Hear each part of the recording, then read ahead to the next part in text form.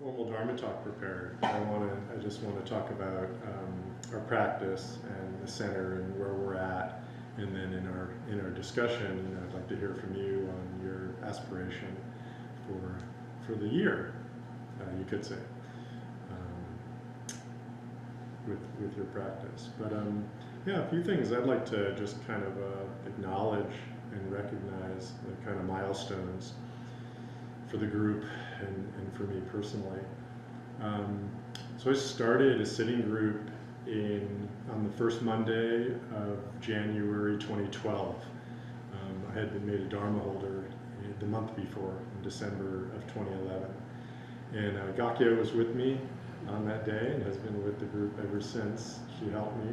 We were at the YWCA, which is on 14th Street and Mapleton, so about 3 blocks away from here is where we started. And we were there for 6 months, and then we were up at the Solstice Center on 3rd and Pearl for a number of years, and then we were at the Integral Institute and the Methodist Church and Dharma Ocean up in North Boulder, and I might be missing 1 or 2 locations. And then we've been here for just over a year, right? Was it September? I think it's just like a year and a quarter. Of Septembers ago. So that was 13 years ago, almost to the day that I started the sitting group, and it's really, really evolved and deepened really nicely. We were really informal back then.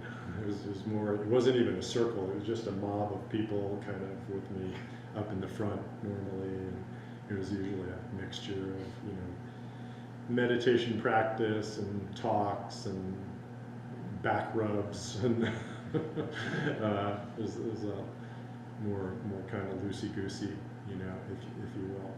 But things got more formal, as the years went on. I got transmission in 2015, so I'll be celebrating 10 years of transmission in a few months. And that's when I incorporated the Eon Zen Center. And that's where I just went back through my emails earlier today to when I first created the Eon Zen emails and that domain. And I've got emails to Myoshin, actually, and to Kosan, who I don't think is here. I think he's still out of the country. So some of you, have been here, since 2015 as well. And I think, Gyodo, you were practicing. You were resident at the Abbey in 2015, right? Yeah. So is that right? I think so. Yeah? I have to calculate it. Okay. Yeah, I think you were. Yeah. I'm pretty sure you were. Yes, that would be. Yeah. So every year, this group has kind of deepened and extended and grown. And I feel very much that we're at another turning, based on the depth of practice in Ango that we had last fall. Most of you were regular deep participants in that Ango from last September through last December, about a month ago. And many of you were present at our Rohatsu, where we had 4 new people take Jukai, 3 of whom are in the room here. So Kundo, Komio, and Enmei taking the vows. And we had, I think it was the 5th Shusa Hosen ceremony that we've had here at Eon Zen. So Hoden became a senior student with that ceremony. And I think we have a few illnesses today, so I think Hoden and Shoen are both ill, I think, right? So they're not online, but they would otherwise be here. So as with last year at this time, I felt a clear deepening of the group, which really warmed my heart, because this is my purpose in life, is to offer the Dharma, to this group, and anyone who wants to practice, with me and with us in this forum. So I can really feel it, really feel it deepening. I'm grateful to all of you for continuing, and I hope you feel it too. Yeah, do you feel it too? Yeah, it's very real, and it becomes, the group practice becomes a real refuge. You can really feel what that means to have a refuge, because it is a support for you in your life, to be able to bring your humanity and your messiness and your practice into the context of this millennia's old form, this millennia's old lineage and practices, and go back, you know, many, many, many years, thousands and thousands and thousands of practitioners, and it's very much a tried and true kind of matrix of practice and covers all aspects of life. So we'll make a few changes just in this deepening. Nothing radical, but I want to honor a little bit more formality in all of our activities, and I also am going to be giving more opportunities for the leaders who have been practicing for a while, the seniors, to be stepping up and giving more teachings as well. That's going to be a part of this. But I'm going to just mention a few things, and I'll preface it to say that I have our board meeting is in a couple of days, and we're going to formalize all of this stuff. So this is a little bit premature, but these are the things that are on my mind.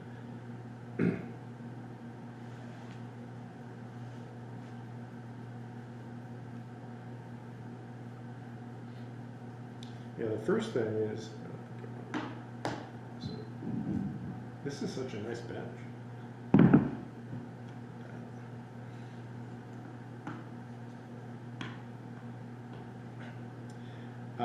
The first thing I want to say is just the format of our Monday sessions here. So obviously we've made a change, and I want to give this a try, but I want it to work. So this gives us the openness of the circle that we've had. It's also traditional to be sitting around the outside of a zendo, which being a room typically, and not a yurt, you know, does have four sides.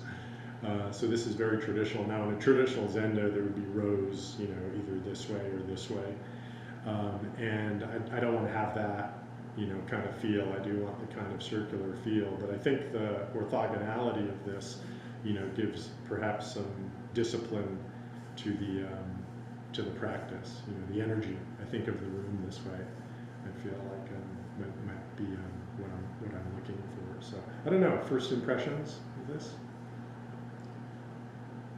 There's a lot of times we have more people than this. Yeah, and we So- can, you know, we and can there's move the your back trash row can go further back, and yeah. So I don't see that being a problem. Gyodo, I think you mentioned that, you know, people don't sort of can't have their own, aren't face to face as directly as in a circle. So.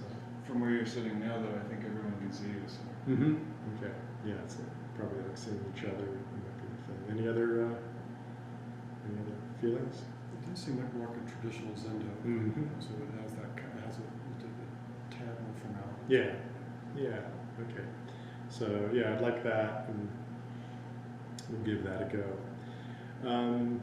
On Mondays, so for those of you who weren't participating, we had a very formal session, which was our last session here, which was in early December. And we did a partial service, chant service, at the altar, and then I gave a more formal Dharma talk, and then we didn't have any discussion. So it was almost like a session quality experience. And it was very powerful, very powerful. I talked to people in Dokusan afterwards, and everybody really, really loved it. So what I would like to do is to have one of those a month, the first Monday of a month. But we will have a discussion, so it won't be session quality, but it will be with service and then a more formal talk, and then the discussion might be a little bit more, perhaps less loose, you know, a little bit more, like so. And then, so we'll do that once a month. On all four, we're going to end with the 4 vows and bows, okay, which we haven't been doing. So we'll have that aspect of formality. The first Monday will be like that. The final Monday will, as we did last year, will be a Sangha circle, and that will be sharing around our life and practice in a circle format. Shoen and some others have led those, and that has been, from what I've heard from you and from those who have led those, is that they've been very well received and very welcome to connect in that way. So I'm happy to support, monthly councils, this year as well. And I encourage everybody to do those too. It's a different form of sharing, a different form of practice that helps to develop that refuge energy. And then for the others, I'll be inviting, not only Shoen, but like I said, some of our seniors into giving talks on Mondays more than last year. So that'll be another feature of our Monday programs this year. All right. Any questions about that?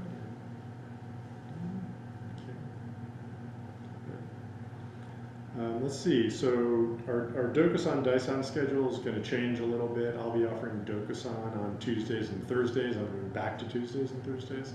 And Shoen will do Wednesdays and Fridays. And Monday we will have another Dokusan or Daisan.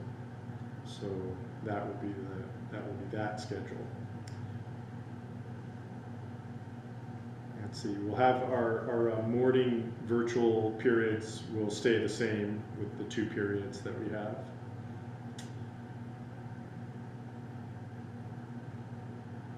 I would really like to do a longer retreat this year with some kind of residential overnight aspect to it. And there's a number of forums and places we might do that in. I'll be talking to our board on Wednesday to kind of get that started around figuring that all out. Maybe we can put something together by the summer, July or August, but it might be more like later in the year, December, for our Rohatsu to do something like that. But some options that are immediately available is to talk with Shishin Roshi and Roshi Shinko at GMZC about doing it out there, out in Bruford. Or possibly doing something at Willow Farm where the overnights are done, either at people's houses, or we could perhaps like rent a VRBO or an Airbnb that's in the Niwat, Hygiene, Longmont area that holds 8 or 10 people, or we can do 2 houses that hold 6 to 10 people apiece, depending on how many people wanted to do it. And then everybody can maintain that environment on the overnight part, and then come out and do the full day at Willow Farm. I think that would be very, very doable, to do things that way. So I'd like to do a 5 to 7 day before the end of the year. I'm going to put that intention and that vision out there, and invite you to join me in that if that's of interest to you.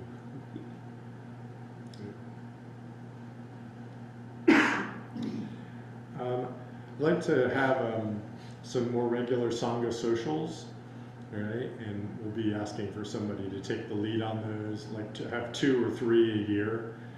We can get together at someone's house. And the potlucks that we've done have been really well attended and very, great energy, 45, 50 people, I think, at the last couple that we've done. But it tends to take a lot of work to put them together, particularly when I'm doing it at my house. And I don't have the energy to do that, nor the household situation to do that. So I think we just need some leadership and intentionality around putting those together, and I know everybody will chip in and make those happen. So that's part of my intention and aspiration for the year.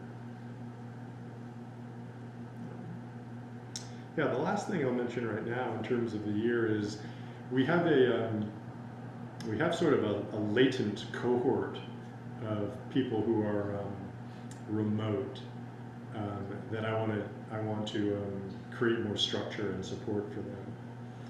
And what we have is, I wanted to say this. Actually, I'll just kind of back up and say a few things. So we did a fundraiser starting in October, I think it was, and many of you contributed. Maybe every single one of you contributed. Actually, I think what I see. Thank you, and it was wonderful fundraiser we put together with the artworks from Sokyo and from Gakyo as donation gifts. And our goal for that was $12,000, and a stretch goal was to exceed what we did last year, which was something like $12,300, something like that. So I'm reporting now that we are $14 away from $12,000. And Sokyo reported this to me a few hours ago. She's got a big smile on her face. $14 will get us over our goal of $12,399. $399 or $299? $299 will get us over our stretch goal and will push us over what we got last year. So, just letting you know, we're going to close. We're going to close the fundraiser. I don't know what's the date, Sokyo. Saturday, tomorrow. What do you want to say? I think we'll close it before Saturday will be the last day, so then we can announce it in Sunday's newsletter what the total is. We'll announce the total on Sunday, what we accomplished. But even if we don't get either of those numbers, I'm really happy, and really grateful for all of you and everyone who contributed. You know, it's keeping us going and growing actually for this year. Really wonderful. Relatedly, we have 37 members, active Sangha or student members in our center right now, and we also have 30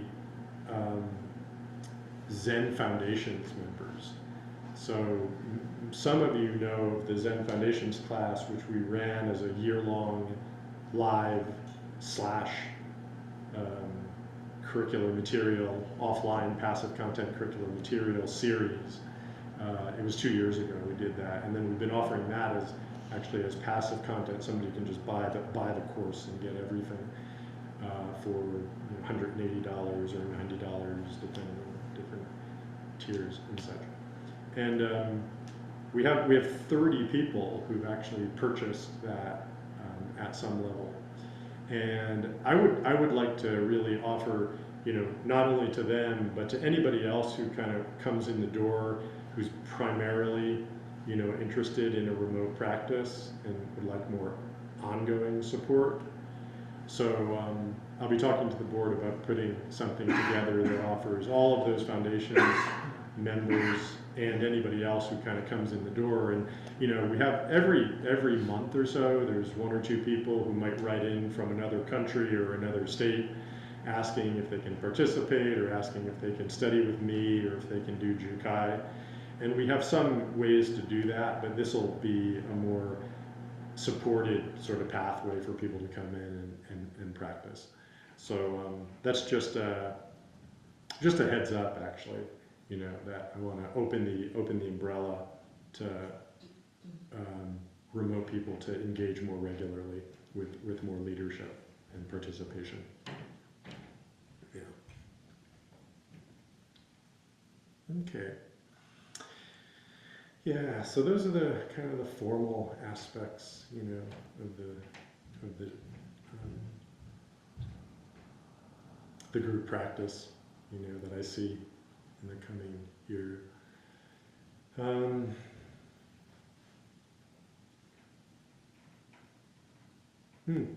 just so inspired, by the Dharma. It's such an amazing, path for living, and I wonder how you feel, but I feel this. Our society is changing rapidly. Just very rapidly. It's not even what it was 5 or 6 years ago. I feel like the breakdown of institutions, questioning of all authority figures. I'm actually seeing the opportunity in that. I don't feel, I'm not worried so much about like what's happening there. I mean, I'm more worried about, climate breakdown than I am civil war. I don't think we're going to experience a civil war. We might, but I think what we tend to hear is the polarized side of the breakdown, and so there's a lot of rhetoric around conflict and confrontation. But I think most people are not at those polarities. Most people want to live with each other. And the opportunity is not to have our lives controlled by institutions which have been very motivated by perverse incentives. Our political system, our media industrial complex, our military industrial complex, our educational industrial complex, our technological industrial complex, all of these things, our healthcare industrial complex, which I think have not been operating, in the service of the greater good. So I actually see kind of there's an opportunity as these kinds of more monolithic institutions break down, that there'll be an opportunity for more local and smaller scale kind of collectives to live together, find a way to thrive and support each other. But more deeply, I just see that we live in such a materialistic and secular, spiritually impoverished culture, and I'm pretty sure that there's a lot of awakening happening, that people are wanting more and more depth of spiritual connection and practice, and they obviously have a lot of questions about traditional religions, justifiably so.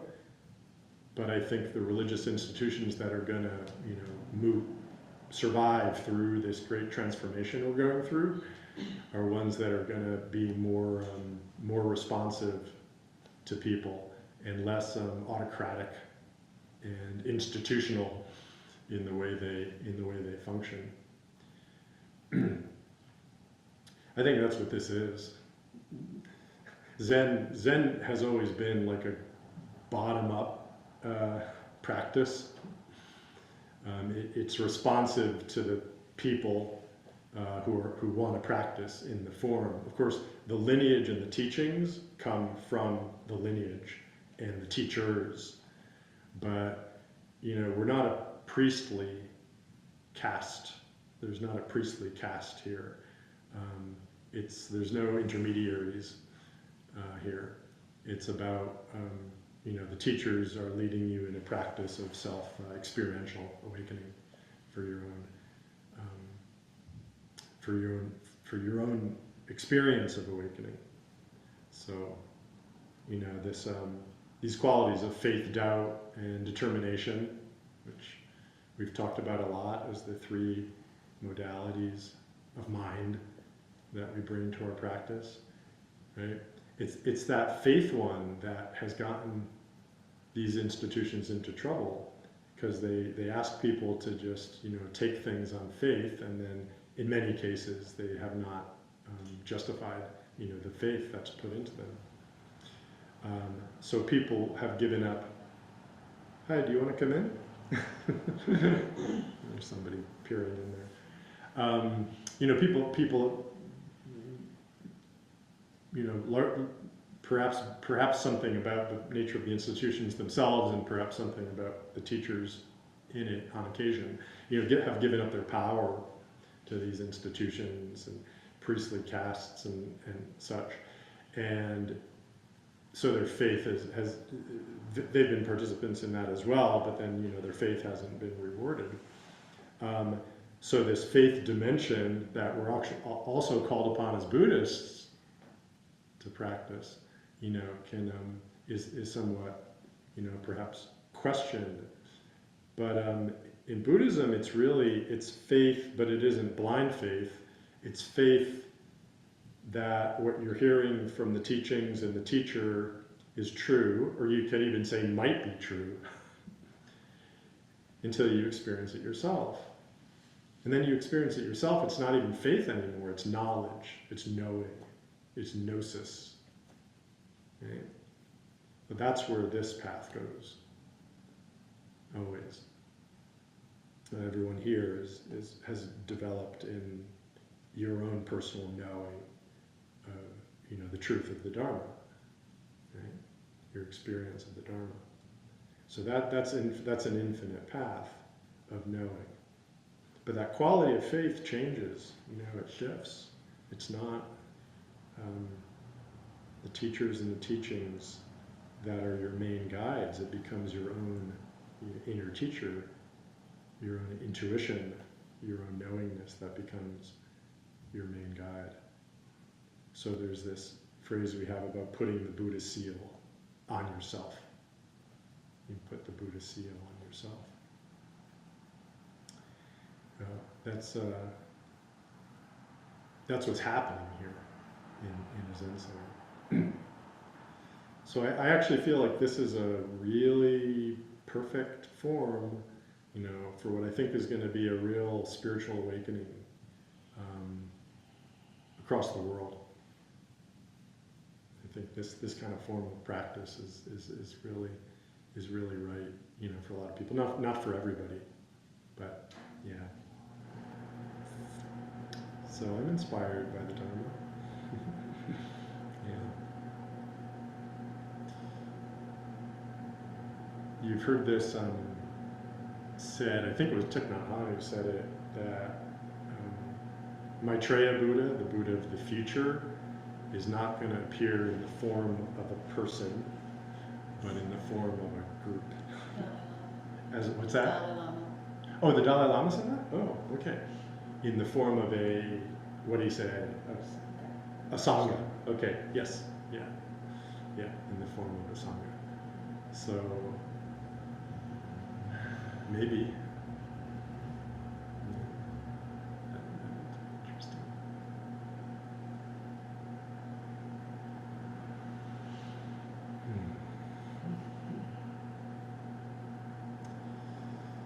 Okay, so those are my words for the moment, at the beginning of the year here.